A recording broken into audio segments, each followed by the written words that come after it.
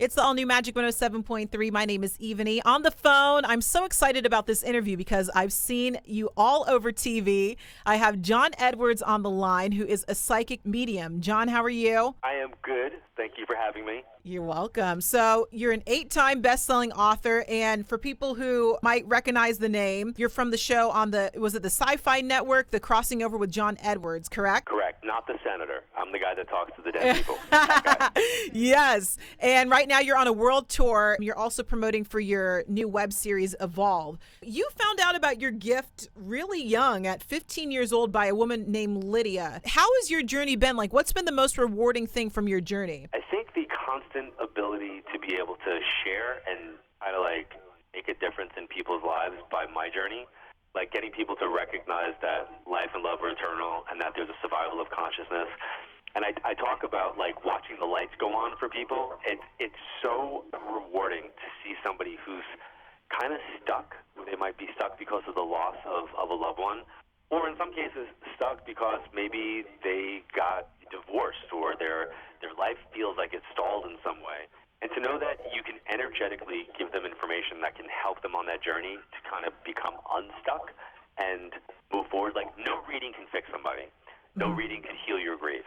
However, information could give you the opportunity and the tools to kind of like navigate your future and maybe manifest something a little bit more positive. For your job, it must be really, there's a lot of pressure around it because everything is based on your credibility. What's the biggest misconception about what people's perception is of you?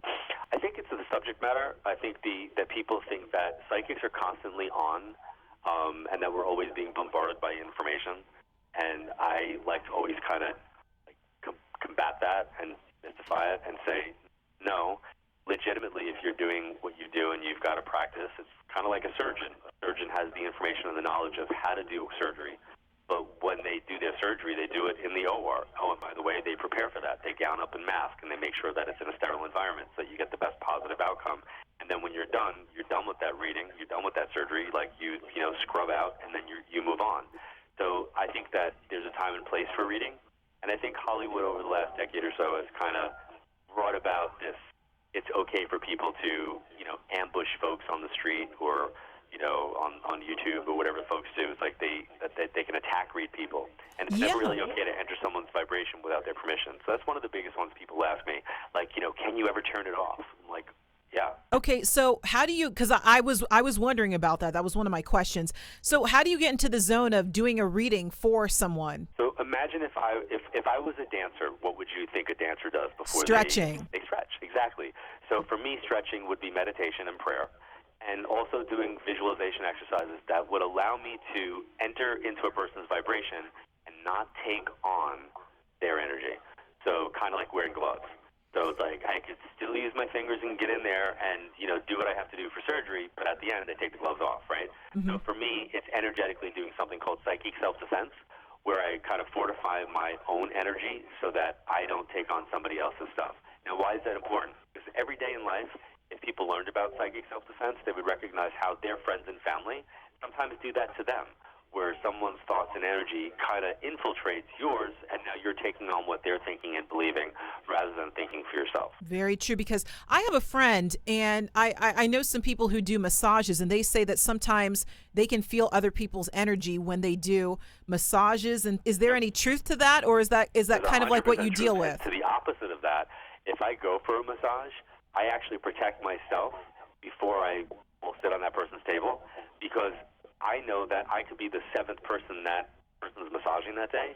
And as much as I'd like to tell myself they're so into making sure that, I'm relaxed and they're working out, the knots in my back, I know that they're thinking about what they've got going on in their life. So if that person's going through a bad thing, or like they're going through some type of whatever trauma, trouble, issues, concerns, I don't want them putting that in my energy.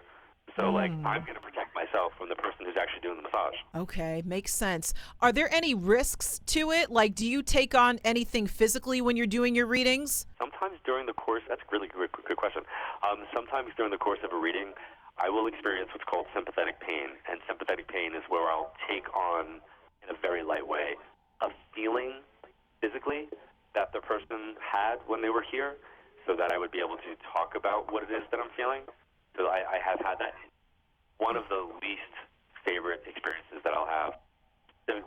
times when I will get like a feeling like something stuck in my throat. Wow. Not a big fan of that. Lets me know that somebody either passed from an asphyxiation or like a hanging, or that they might have been intubated before they passed. It doesn't always happen, but it's one of the ones that's a little bit jarring for me when I'm in the middle of doing a reading. But it's not like being possessed, is it? Not even remotely. Okay. Nope, not even remotely. It's more of a feeling. And I'm a control freak, so like there's nothing coming in here. Okay. Now, control freak. My cousin, she has done, she's gotten a psychic medium reading before, and she told me that the man told her to stop calling on my grandmother. Now, are there some people that, I guess what I'm trying to ask is like, are there some people that you shouldn't call on, or when you do, let me just focus on that question. Are there some people that you shouldn't call on? I think you can call on whoever you want. Doesn't mean they're going to answer you.